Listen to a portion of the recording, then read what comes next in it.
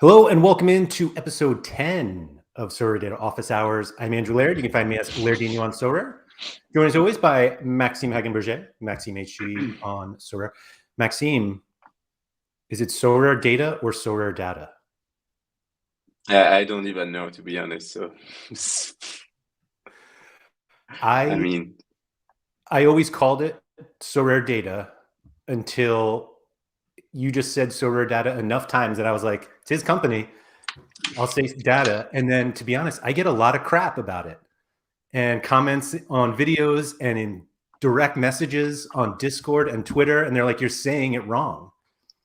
And I was waiting for you to just be like, no, this is it. No, yeah. So there's the same debate in France, basically, but on the pronunciation of Sorare, right? So you guys and I say Sorare, right? But in France, most people say Sorare, which is the worst pronunciation of the brand I ever heard. But like, I'm like fighting against that. So imagine that. So there's so many pronunciations available, right? So you can say SorareData, SorareData. SorareData, Sorare. I don't know. You just pronounce it as you like, and I don't really care, to be honest. So Tuggy here saying, coming out with the hot questions. Nobody attacks me more about it than Jared there, and so this is why I had to come out with the hot questions right away. Thank you to everybody for joining us. ZM Star was first said, I almost went ahead and commented on all the videos for the week already, which is great, but it's also unacceptable to have no content next week. Hand the keys over. So there may be content elsewhere, just not on YouTube. Or maybe there'll be some YouTube. I don't know. I haven't. Yeah, maybe. Well, we'll probably figure it out somehow to do something. We will figure it out. The Good Place said we need a PSU spinoff. Better call Sean. But Tuggy thinks right away we need to limit the Sean exposure. So Sean, very polarizing here. But Andy actually brings up, this is Andy Official TV. I want to talk about Lister play again. And I know we talked about it a little bit last week, but I'm angry about it now. I actually thought I would be over it, and I'm actually angrier now after this weekend. And it wasn't until somebody commented to me that in order to get like cards for this upcoming midweek, the deadline, like the game week that opens tomorrow, you needed to buy cards last game weekend. They might have them in lineups for the midweek, which means you also can't get them for the following weekend. And now I'm just upset about it. I'm actually more upset completely selfishly because I went to offer Pavel a really bad trade for a card that he has that I want, that included a card that I put in a throwaway lineup, but my captain's like had a huge game, and now I qualify for Sorare coins, and I don't want to ruin the lineup just by offering this. And Pavel says not to contact him on Discord, and I feel like I'm in a really hard place right now because I don't want to kill a lineup to put in an offer that's probably going to be rejected because it vanishes my 100 Sorare coins that I still don't know what I can get for them yet. But I don't want to do it, and so I hate Lister play. I just absolutely hate it. And I wish we would just go back to the way it was. Wow. That's so if someone from Sorare is actually watching this like live or afterwards, I know some of them do. They might think, what have we done? Because you're like at SorareData as a whole, you're probably the most nuanced person out there. And I'm definitely not someone that uses a lot of nuances. And when you're so strongly against something, I'm like, wow, it's probably very bad, right? I appreciate that. So yeah, I like being like I like it being straight and not like and pretty direct. So I mean, if it's a compliment for you, that's good. I don't really mind people saying that I'm straight or direct. But like about like Lister play, I think that again, like it's a badly designed feature because it doesn't fit every single context that you will be facing in your market and in your gameplay. And so that's why I don't think it's well designed. But I think that it brings like more complexity to the game, more strategic, and like more scouting and stuff like that. So I think that overall it's not a bad feature, but it can be pretty frustrating. And it doesn't do much about the market. It just plummets the offer volume right now. Like during the weekend, it's like very bad right now. And it doesn't have like a big impact on the auction volume. So I mean, to me, it's just like old valuations right now, but it's pretty artificial because like obviously valuations are like based on the floor, on the latest valuation. But like, yeah, so Andy says that like my auction value stopped dropping for the single reason that no one is listing cards they are playing, right? And so the latest valuation is often higher than the floor, so especially when the market drops.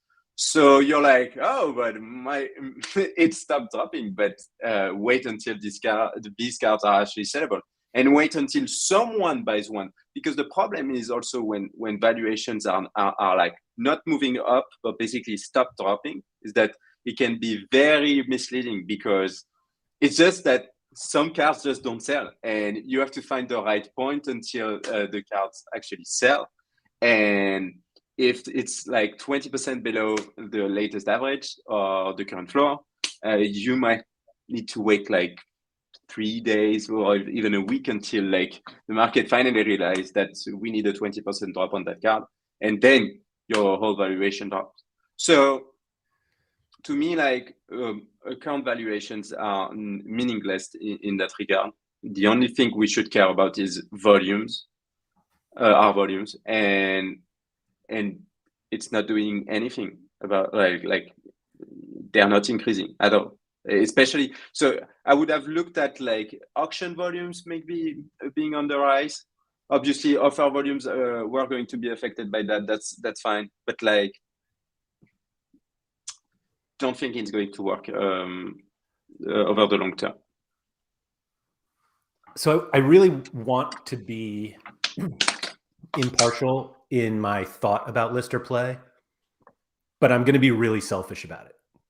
And I really try not to be, but I can't avoid it with this for the pure reason that a big part of my enjoyment of Sorare is trying to trade with people. And I feel like I've mentioned this before that I obviously like, well, actually I don't like the process of like winning cards and selling them and then buying something. Like I like the idea of trading and like figuring out what's equal value of different scarcities. That part is fun to me. And while I technically can still do that, meaning I can see somebody else with a card and think, oh, I'll trade this card, I can't actually offer it if I have that card in a lineup.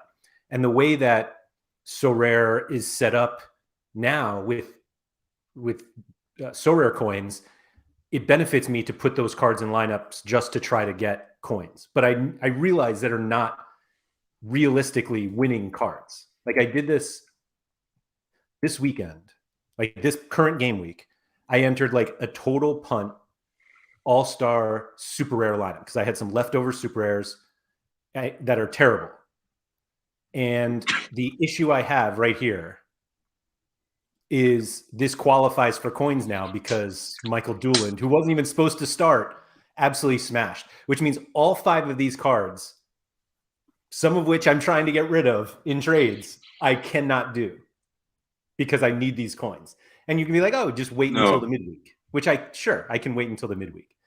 No, but you don't need those coins. You don't.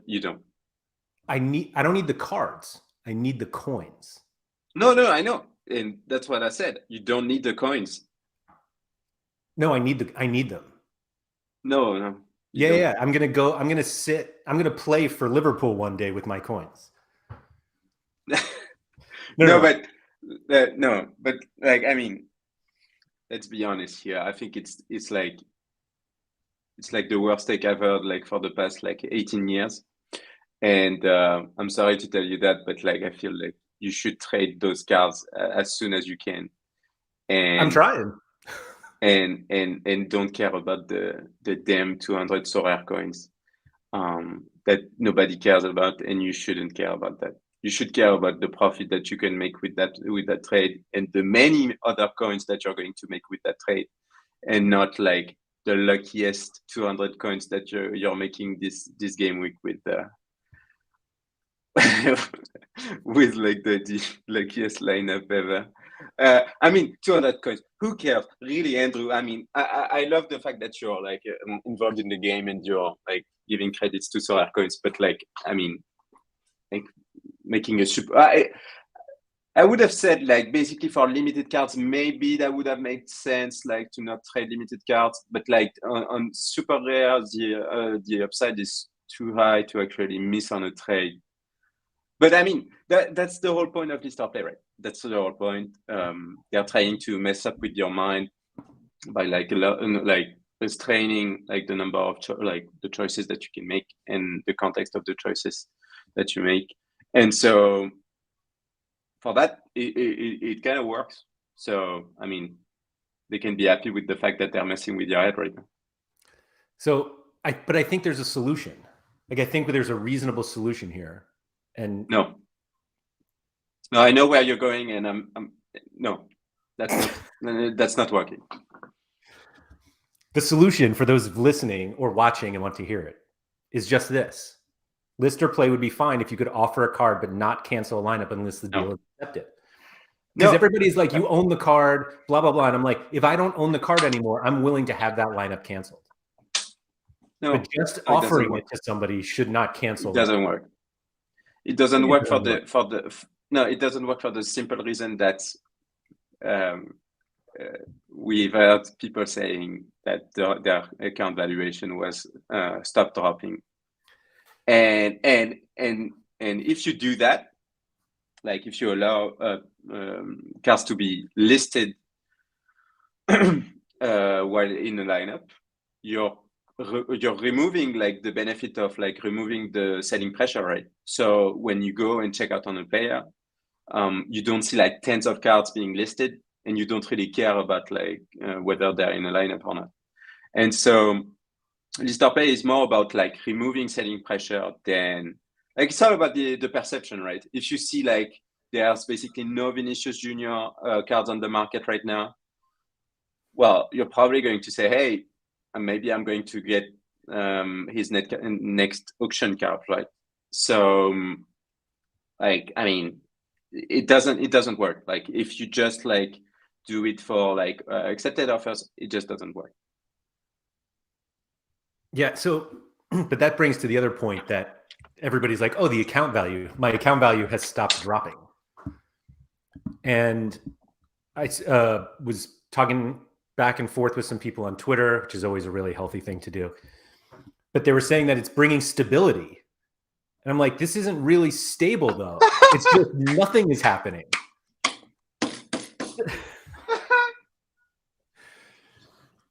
It's completely artificial. Stability. We achieved market stability with the lister play feature. I mean, who's the genius now? Like please tell us who's the genius. No, I mean that's obviously completely wrong, and and I mean that's also maybe like a wide, like I don't know, like a bet. Like let's say that maybe if people see less cards on the market, they'll start buying more. That it's all about like it's all about perception. And when you see your valuation dropping every day, you're like, oh, the market is dropping. And you see like if it's kind of stop dropping, maybe you buy some cards again. And I don't think that works. I think that's the worst way to actually do that. And like considering like that's a good thing to do that to actually boost your market, I think that's absolutely wrong. Because at the end of the day, the fact is you don't have enough users, and lister play is not going to change that. The problem about the drop is not like thresholds, it's not like capped mode. So you can get explanations, right? Like saying because they removed the all-star rare threshold, less people are attracted by the game, and that's why we don't see more users, and that's why we see a drop, right? That makes sense. But Yeah. the whole problem is you don't have enough users to actually sustain the number of cards that you're issuing, and they're issuing less cards than before. And lister play is not going to change that. Lister play is just going to bring some hidden stability, let's say, or like no hidden drops maybe, because it's going to look like it's stable, but at some points you're going to have like significant drops, and that's it.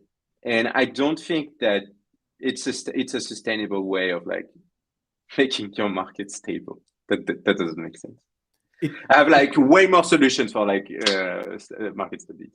It does feel like the clearest example of something you've mentioned in past weeks, that this feels like a solution, a bear market solution that you would never have in a bull market. And if it doesn't apply to both, then you probably shouldn't do it. Yeah. And yeah, ZM started, my red X cards are gaining in this market because nobody's selling them. Although theoretically, that should be the only thing on the market, right? The red X cards, because nobody's actually playing them. I don't know. It just feels so artificial.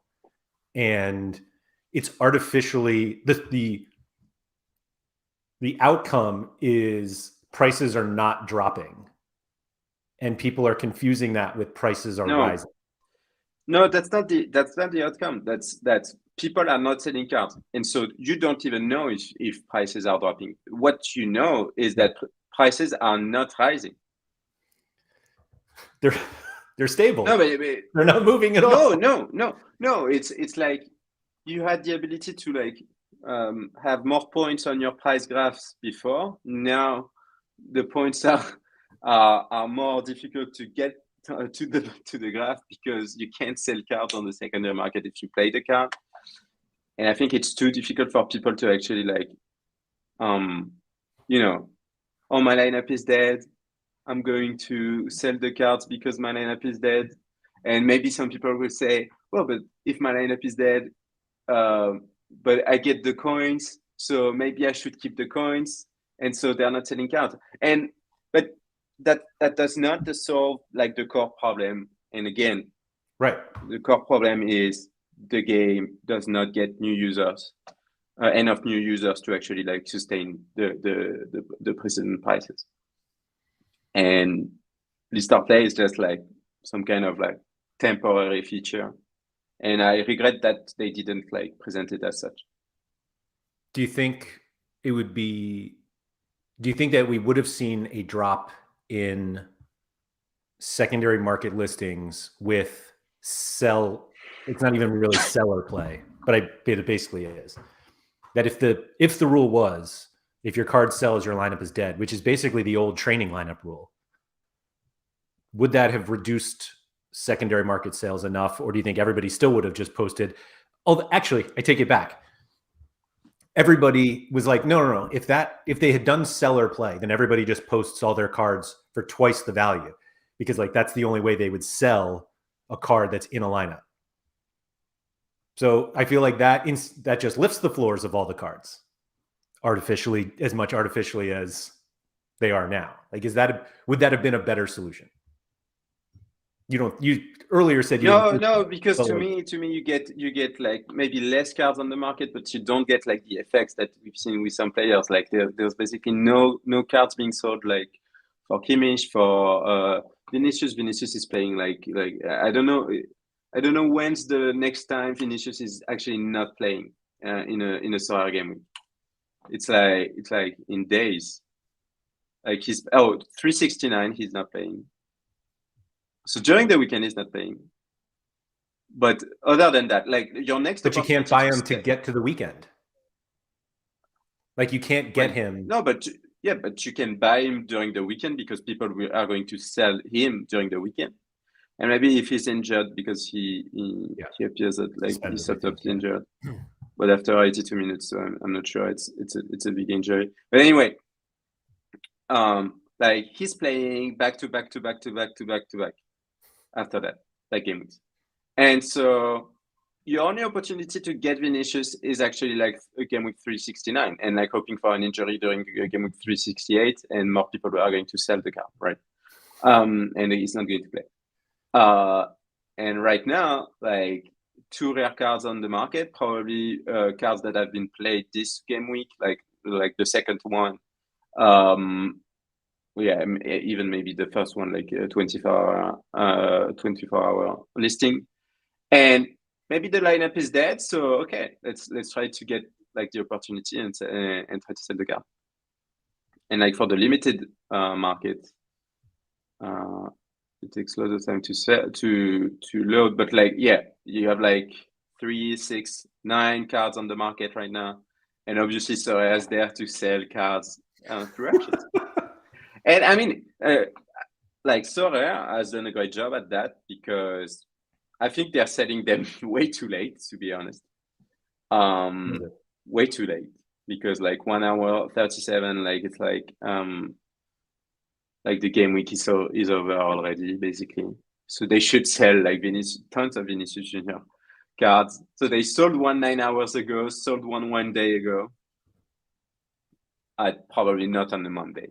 But anyway, I mean, for them, it's actually a pretty good move because they're going to sell more cards on auction. At least the prices that they're going to sell the cards at are going to be a bit higher. And if you drive the auction like prices up, you probably also drive your secondary market up a bit. Yeah. Michael's asking if we have numbers of canceled lineups. Yeah, I have that number, but like I can compute that for you. Sure. So about that, Andrew, maybe we can like start saying what our plans are for list of play. It's not exactly plans for list of play. I'm going to share my screen, but like I'm almost finished with it. I don't know when it's going to come out, but I think, yeah, I'm excited that we're sharing this, but I think this is going to calm me down. So maybe, yeah. No, I don't know if it's going to calm me down, but like I mean, let's see. The anticipation here. So for everyone, I think this is like one of the greatest things we've come out with in a long time, or we will come out with. Yeah, I don't know, but I've done great things also in the past, but yeah. So obviously you can see like filters are going to be a bit changed, but that's not the biggest thing right now. So the thing is, so I'm adding like used tags under every card that is being used in SO5 lineup. So if your lineup is cancelled, it doesn't show as used, obviously. So that's one thing. But like the other things you notice basically is that under every card that is on the secondary market or every card that is owned by someone else, you can see a tag under the card, which can mean different things. So basically, you have the tag not for sale, so don't bother even like making an offer for the card. I'm not going to. I'm probably going to block you anyway. You have like you have the latest valuation tag, which is basically saying I probably sell at the latest valuation, and the latest valuation is the minimum between the floor and the latest valuation, and like the latest average price average. And you can choose like chosen euros here, but you can choose like euro, dollars, or GBP, depending on your preferences. You can say I'm selling this card for like 0.2, and that's pretty cool for cards that are being used, because if the card is used, you don't want to sell it on the Sorare marketplace, but you can say, hey, I'm available to sell that, and you can start negotiating with the people like selling. And you can make deals and say when the lineup is dead or when the game week is over, sell the card. You have the on sale because it's already on sale on the Sorare marketplace, so you can see like the countdown. And that's pretty much it. If you don't have like anything set up, just show no prices, no price set, and that's it. And you have like, so when it's one of your cards, you can see the button here where you can say, well, I'm open to offers. If you're not, it's going to put like not for sale. You're open to offers. You can set a price, or you can set like a dynamic valuation based on the latest valuation, and you can choose like euros, dollars, GBP, whatever. And that's pretty much it. And let's say I'm not open to offers, and you can also do that. It's not completely done yet, but you have a list view of your cards, and you can like select multiple cards and do that for all the cards that you have selected. If you want like to sell your cards for only like 20% of like plus 20% of like the latest valuation, you can do that. But yeah, the idea is like behind that is, so it's obviously like a very first step in what we want to do, like for market tools. We want like people to be able like to somehow list cards, but like dynamically, let's say. You can like, if you want to sell a card but you don't want like to sell it, to like go through the hassle of like reselling, like finding the right floor, etc. You can have that option pretty easily. And we want people to start like making market, not decision, but like they're already somehow making market decisions on the platform, and also like informing people of like their intentions. And so we believe that it will improve like market liquidity, but also like price discovery, because like the end game is to actually like for every player, you can see like the cards that are being listed on the Sorare market, cards that are being listed on SorareData, but also like you can see, like we will introduce also the ability to say, I'm interested in a card for this price. And so at the end of the day, it's just matchmaking, like buyer and seller matchmaking. And that's the whole end game of this. And so also like facilitate like finding the right cards. We will also introduce like something that says here that you're either like willing to trade cards, or you're like only looking for inst, or why not looking only for trades. And so that also help managers and not like have to change their club name every now and then to actually say, I'm looking for ETH, or I'm looking for. I honestly think this is one of the coolest things we've done in a long time. And Mike Baskin saying, can you still filter secondary market cards by lowest price? So the problem with that, Mike, is that there are no cards on the secondary market anymore. So, yeah. No, just I think floor price is still there, isn't it? Yeah. I think so. Still there. Yeah. No, I feel like this is something that, because somebody commented in the chat that where is this? Basically, like this is something that Sorare should have done, and I'm not sure this is actually right. Like I don't think this is something that Sorare should have done, and we have talked about a lot that the tools that we work on at SorareData or SorareData or SorareData or SorareData, the point of our tools is to make you better and the experience at Sorare better. It's not to like do something that they should do. And this doesn't feel like something that they should be doing on the platform.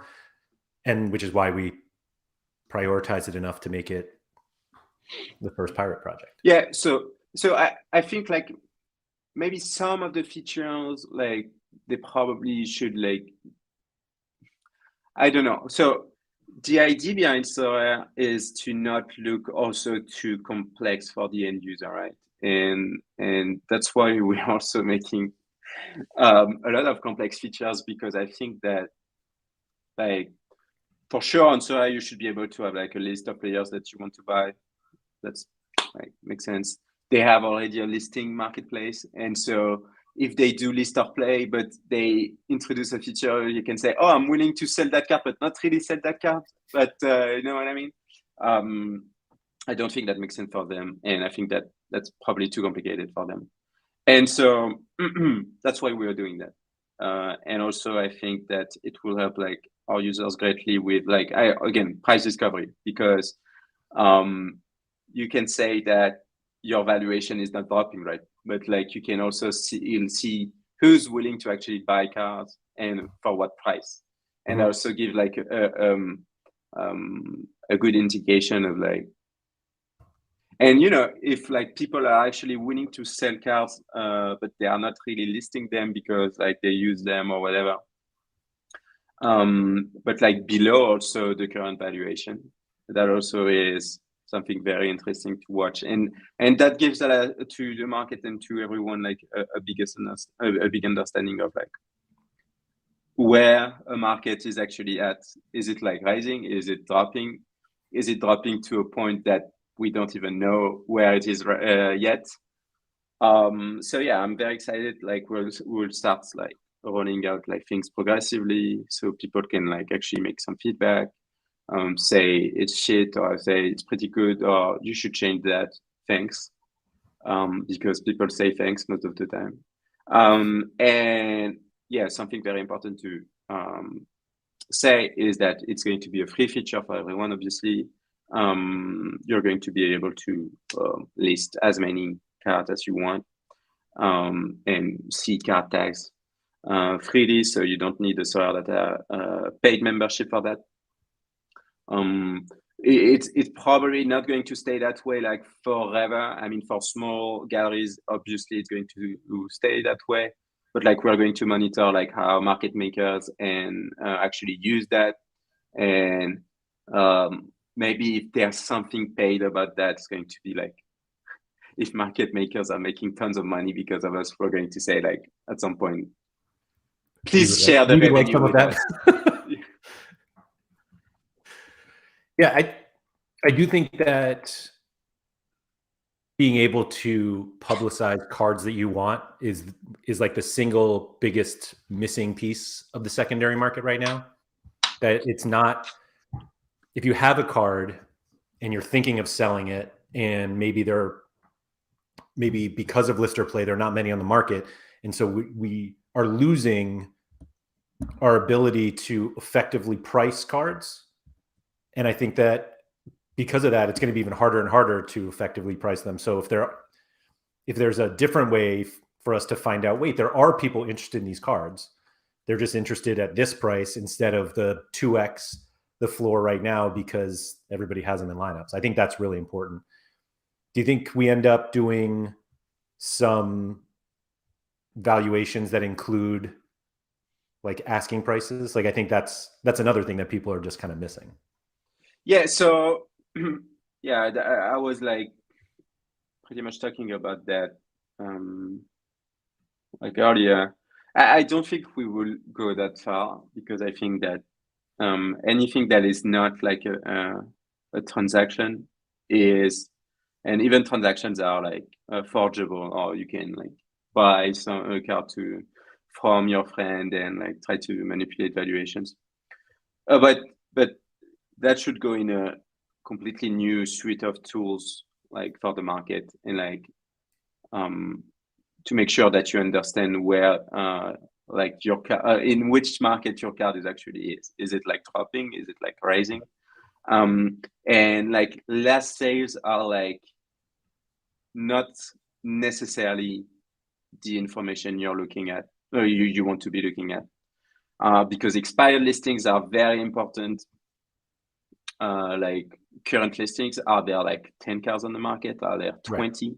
And if we can like evaluate what's the buying pressure, also the number of unique players that actually like put a significant bid on a card recently, like players that have declared interest for the card on SorareData and stuff like that, we can have like very interesting and insightful tools to actually make sure that you understand where how the situation looks like. Yeah. Yeah, I think it is a little tougher. mean, we all have like tried to sell cards and like figuring out what the appropriate valuations are for those things. It's not as easy as, oh, this card sold for this an hour ago, so like that's the price. Like nobody else is buying, then it's not really the price. And just being able to get more information from both sides is helpful. So yeah, and also like during like times where like the like last public sale was like 2 months ago, these kind of tools helps significantly because you can see like I don't think we're going to at some point like have some kind of estimation of like the next selling points, because some like NFT tools in other categories do that, but like it's nothing compared to like the Sorare ecosystem, because obviously like a sale can be influenced by like tons of factors, tons of external factors, like basically injuries, transfer news and stuff like that. But we are going to be able to tell you like how the market is moving and is it moving in the right direction for you. Mm-hmm. It will be interesting to see. Like I had this situation this weekend where there was a player I wanted and I knew a price that I was willing to pay. And then they got benched. And now the price that I'm willing to pay is much different. But how many people will like actually update their asking prices on SorareData once that happens? Yeah, and I think like, you know, like saying you're willing to get like plus 5% or plus 10% of the latest valuation also gives you kind of like an indication of like where like how attached to the card are you really like.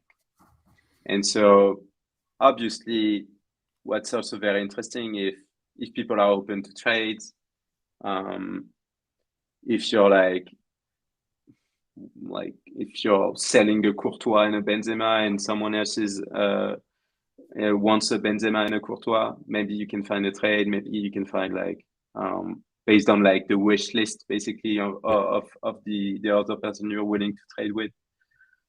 And that's something that isn't available on Sorare, and it's not very easy to do. I think that we're going to do some kind of hit and miss, and like we're not going to be like perfect the first time we're going to release those features. So it's going to take some time to actually like make sure people have enough incentives to actually like say like what they think about their cards, and also then make sure that we can match make buyers and sellers in a very simple way. So basically like Clément Vitali, our chief football officer, is basically wanting to do a Tinder with Sorare cards at the end of the day.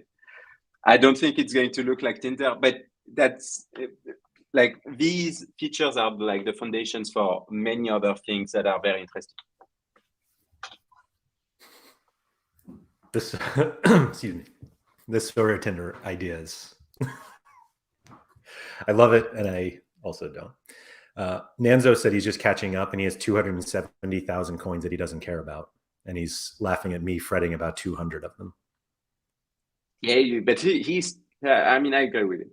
I think if I had 270,000, I also wouldn't care about 200. But I don't have 270,000. I think you have more than I do, actually. I heard somebody say that there was a merch link in the Sorare lobby or somewhere, but I didn't see it yet. Oh, yeah. Oh well. Good. Can we talk like very quickly about the NBA playoffs? Sure. Yeah. I'm sure you want to talk about the NBA playoffs. So yeah, I discovered that I was first in the Rare Champion leaderboard. Why do I say I discovered this? Because like someone basically came to the French stream the other day and said, "Oh, you're first on the leaderboard." And I was like, "Me first?" And I'm like, "Oh yeah, I'm first on this week leaderboard and also like the global leaderboard for Rare Champion." And to me,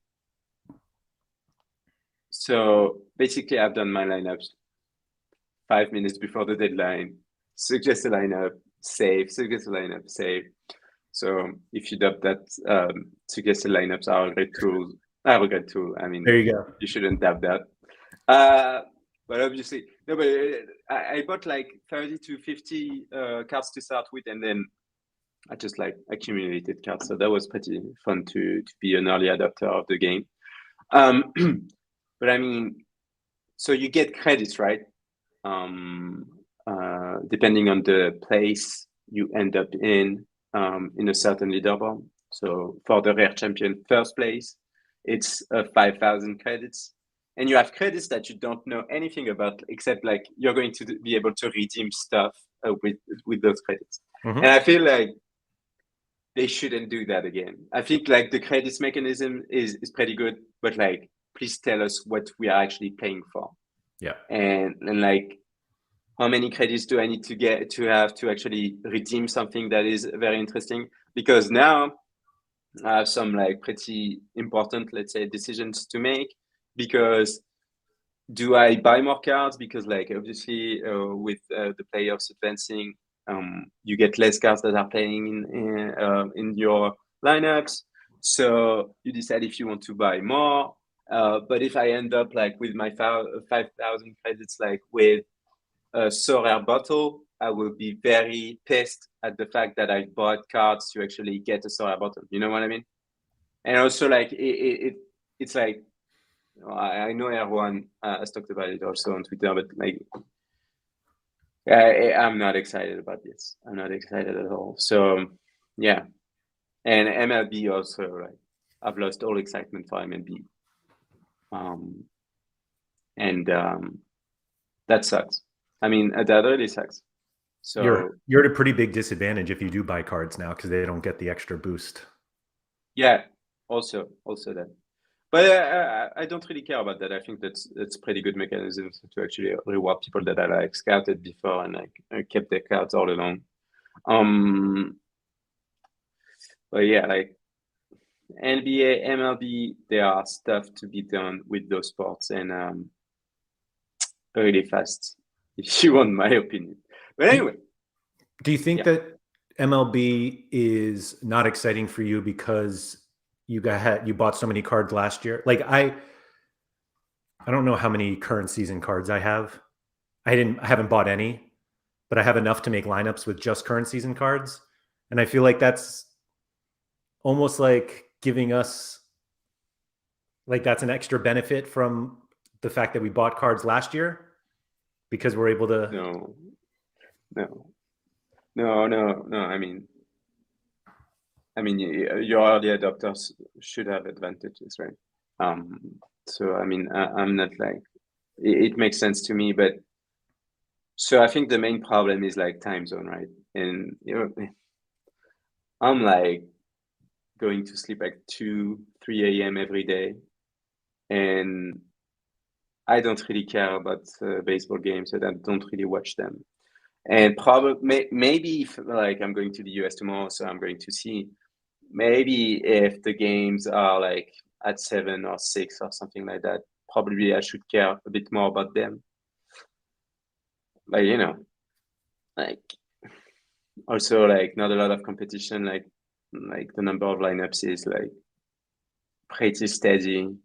And like the stakes are very low. So yeah, not very excited about MLB, and they have to figure something out pretty fast because like the E3 rewards basically changed nothing. And yeah, at some point in time, you get to think about what you want to do with this sport. Yeah, I think there are two different issues with NBA and MLB. I think the NBA one is that it's too easy to play because of like our lineup builder. Like you can make lineups in 5 seconds and not think about it at all. And if you really want to dive in and find players that will rise later in time, and like you can do all of that, but the actual gameplay is too easy. Meaning not that it's too easy to win, but it's too easy to play. And it requires like almost no work if you have enough cards. And I think a lot of people who are currently playing have enough cards for it. And MLB is a bit the same way. Like once you have enough cards, you can just plug them all in.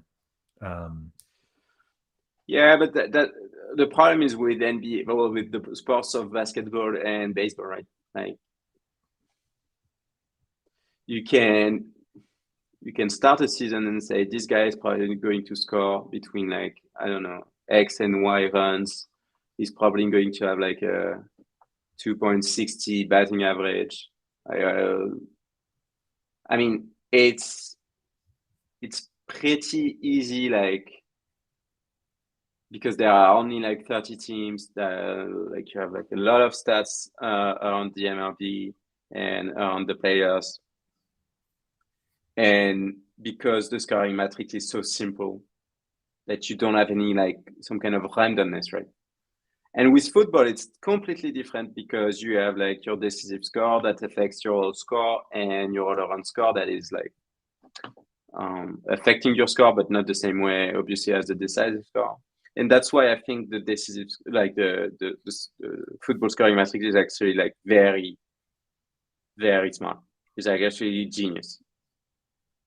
I mean, like, obviously, you can say this guy has a good matchup. This guy is probably going to be in a good position in this game, but like it's nothing compared to like baseball and basketball. Like you know that if you're going to play a very weak team in the NBA or in the MLB, you're probably to get like a lot of points because you're going to produce stats, and that's the way it works. But like Messi against Lorient, that's 45 points or something. And yeah, I'm sorry about that. But also like in many cases where yeah, I mean like the how the scoring is structured in football, also the fact that it's capped makes it very difficult to actually crack and like to make sure that your lineups are the best one every single game week. Yeah, no, I think that I've never played a better fantasy football game in terms of scoring. And so, and I think one of the issues, it's almost like they realized that there were no great fantasy football games out there scoring wise. And so they were able to kind of create one all themselves. Whereas NBA and MLB is pretty established. So they're like, okay, these are the stats we have to use. And they can build in a few other tricks in there, but nothing is that drastically different. And so it just looks a lot like other games. You just need the most points and just go from there. And the cap mode for NBA at least helps because it forces you to look at other players. MLB is kind of a tricky one because there are a lot of players you would never want to use. Yeah. And they almost never have a chance to be usable. And that's the whole problem, right? And I think that that's something I didn't see like at the beginning when like talking about like NBA, MLB, like other sports that could be added to Sorare. And it's actually like very difficult to have like a fun, balanced, exciting fantasy game around MLB or around basketball. So few players, like so many projections. I don't think that works, to be honest. I don't see how that works. I do think somebody brought, let me think this. Josh XL, excuse me. I just want to channel where it flicks to a game where my player is active. Yeah. This is for MLB. Watching 8 batters come up and go down over 45 minutes and then your guy strikes out in 3 pitches is not it. I actually do think that there is a bigger like watching component to MLB that would actually solve the game. Like just that. Like if you could just sit down and watch your players, and obviously if you don't have that many lineups, they're not going to be up all the time, but there is like a bit of the experience of watching baseball for a lot of people is just too slow. And so that's it. Like if your player just hit and it's like, okay, I got to wait an hour before he does something else. There's nothing in the fantasy game that helps that. And this is kind of out of Sorare's control at this point. But if we had something where it's like, oh, your player's up here and here's your player, and you just like are constantly watching your players, that just makes you want to think more of playing fantasy baseball. Yeah, I totally agree. And I spoke about that like I don't know 3 weeks ago or something. But like Surf is saying, like basically you can set alerts, but like it has to be like automatically done because setting alerts is not something that people want to do after every game week. So yeah, I mean, yeah, it's all about the experience, right? And also baseball is very American sport, very niche, to be honest. Sorry about that. I love baseball, so I'm not offending myself. Yeah, you like it more than I do. Yeah, probably. Yeah. And yeah, I'm very excited to see the Angels playing at St. Louis this week. But yeah, so yeah, they have to figure out something very fast because like you can't do a second season where like limited pro is like 3,000 entries. Yeah. Like realistically, like so today they have like 2,000 and like 200, for example, like probably like the deadline is in like 38 minutes and they have like north to 2.1 to 170 right now. So I mean, I hope by the end of the year they're like at least 5,000 and like realistically they should be at 10K. The further for the limited pro. Yeah, the further they get into the season, the less like every day they get, and that's the less problem. likely they're getting there. And yeah, I mean, the next subject would be like if you don't get to like a significant amount of lineups for the MLB game, what do you do with it? Yeah.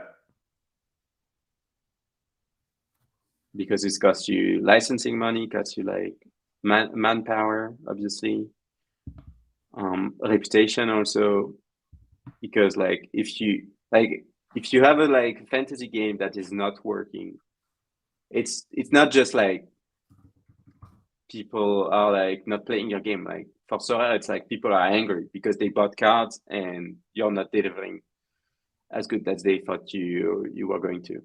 And so that's the very, very difficult point with Sorare is that to me, when someone buys a Sorare card, they're kind of like buying a stock of your company. And that gets you like very engaged players, but also when something is not right, that gets you like very angry person. Yeah, I think one of the issues, and I don't think it solves anything, maybe this is just me being selfish, but have you noticed how difficult it is to win a tier 1 card in MLB? Not even like points required, but they literally give out one of them in certain contests, like in rare all-star. There's one tier 1 prize up for grabs. And there are none in rare pro because they give super rares. So then you have limited. Does limited all-star even give them? No, it's limited pro. So limited pro gives away one tier 1 rare. Rare all-star does it, and then the rare American League and rare National League. So there are 4 tier 1 rares rewarded every game week. Like 4. Yeah. And I feel like, and even the players in that prize pool are like occasionally questionable.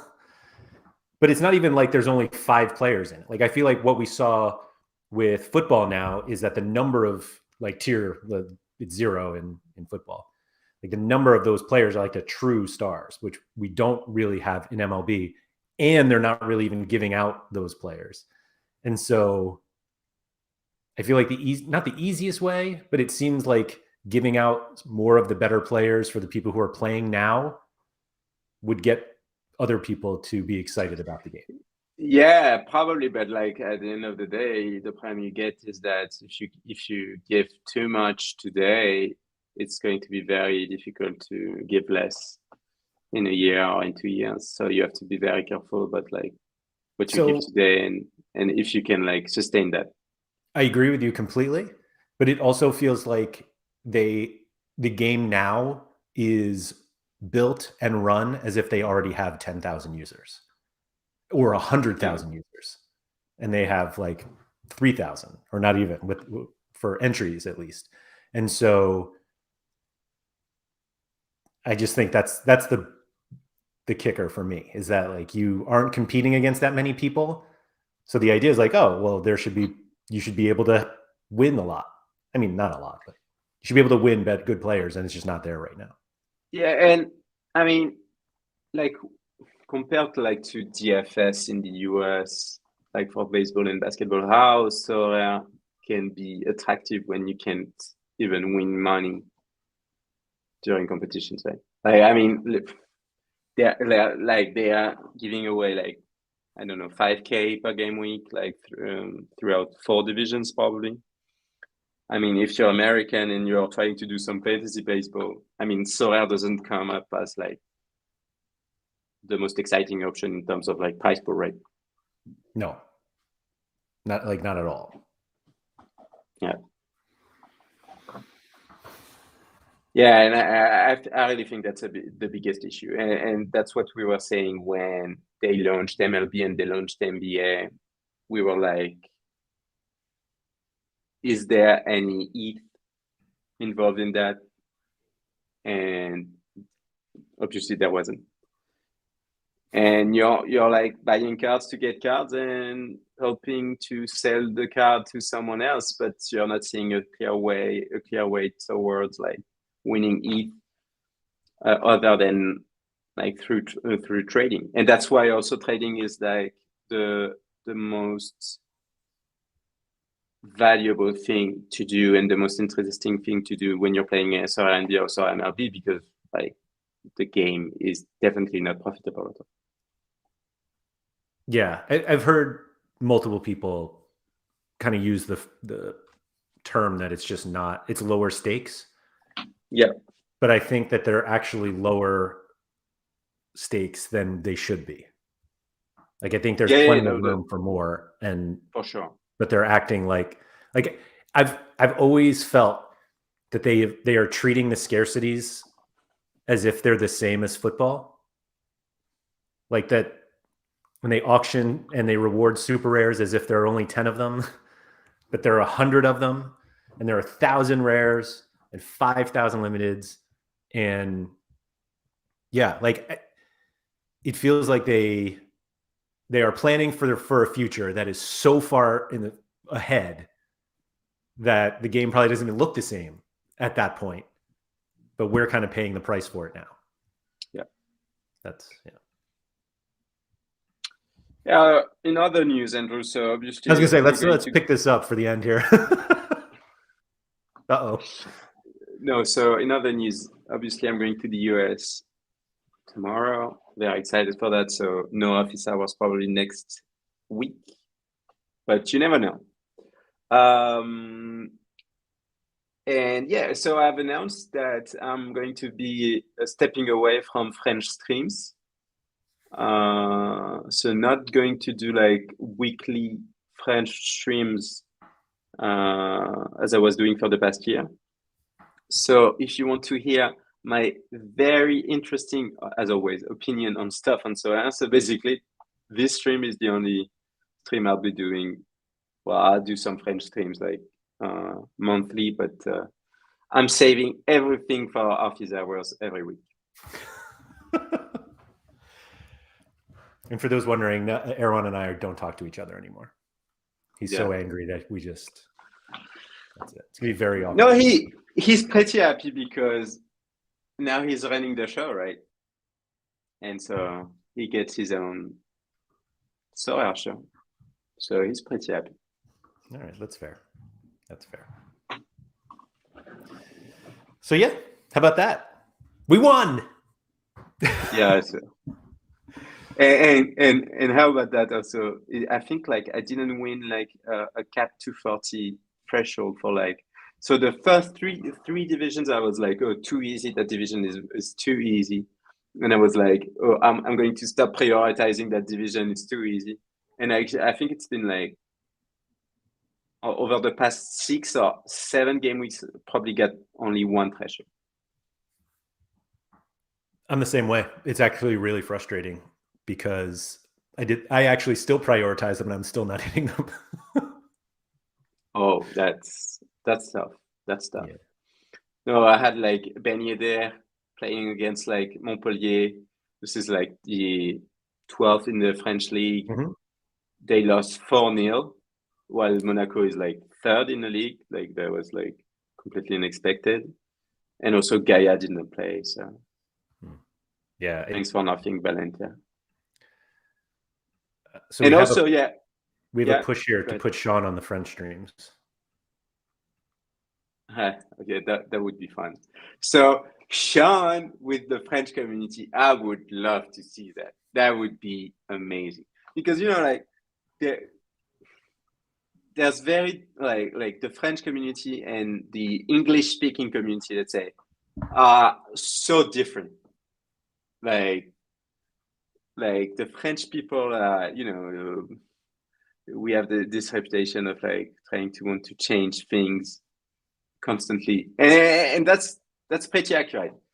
And so like French people are, let's say, passionate, and the English people are also passionate, but like in a more civilized and chill way, and that's enjoyable because I mean I love the Sorare not see enough community, English content, English responses. No, but I love the French community, but it's like it's asking a lot of energy to actually like interact with it. All right, that's fair. John Andrew said, "So you're listing Sean." I think it was a list or play joke.